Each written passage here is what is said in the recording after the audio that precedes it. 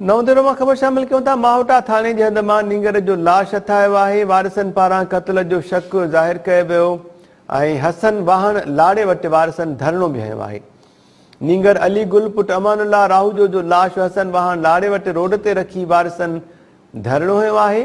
मुजाहिरीन जो चवण है नींगर के कत्ल किया वियो है। जांच करे जवाबदारन के गिरफ्तार किया वने।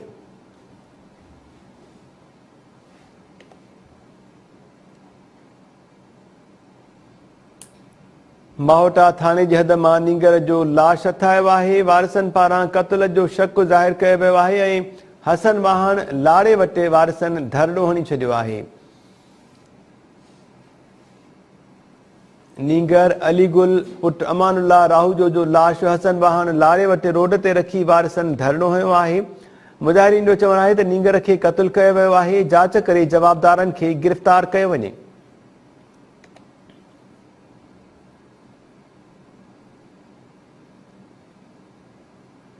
तफसील मालूम क्यों था। टाइम न्यूज़ नवंदेरो के रिपोर्टर नूर मोहम्मद सुमरो का। नूर मोहम्मद छा तफसील है इन वट एहतजाज बाबत। जी मेहताब नवंदेरो के मुराद कॉलोनी में गुजरियल ॾींहुं गुम थियल नींगर अली गुल राहूजो जो माहोटा थाने की हद में लाश हथ अचण बैद राहूजा बिरादरी के माण्हुनि जो नवंदेरो लाड़काणो रोड ते हसन वाहन लाड़े वटि रुकावटूं रखी टायरन के बायूं ॾेई मासूम नींगर जो लाश रखी धरणो हणी रोड ब्लॉक करे छॾियो। रोड बंद हुजण सबब रोड के ॿिन्ही तरफ़नि खां वॾे अंग में ट्रैफिक जाम थी वई। निकिरण समय मुसाफ़िरनि परेशानियुनि जो शिकार थी विया ऐं जॾहिं त मुसाफ़िरनि ऐं मुज़ाहिरीन विच में झड़पूं पिणु थींदियूं रहियूं। SHO नवंदेरो ऐं DSP नवंदेरो मुज़ाहिरीन वटि पहुची दड़का ॾींदे ज़बरदस्ती धरणो ख़तमु कराइण जी कोशिशि कई त मुज़ाहिरीन लठियूं खणी SHO आॾो दीवार बणिजी विया। जंहिं बैदि SHO नवंदेरो मजबूर थी राहूजा बिरादरीअ जे बासरनि खे इलाज मिनथूं करे धरणे वठी आयो ऐं धरणो ख़त्म करायो।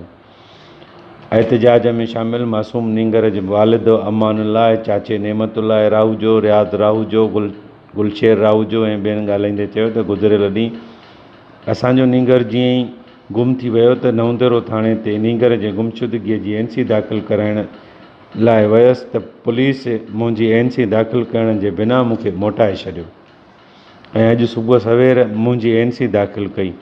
वरी पुलिस नींगर जे पोस्टमार्टम कराइण लाइ 4 कलाक मुसलसिल रुलाईंदी रही। जंहिं बैदि बासर खां फ़ोनियूं कराए असां नींगर जे लाश जो पोस्टमार्टम करायो आहे।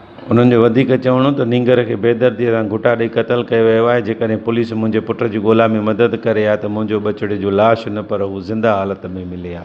जी नूर मोहम्मद सुमरो, महिरबानी तफ़सील ॿुधाइण जे लाइ।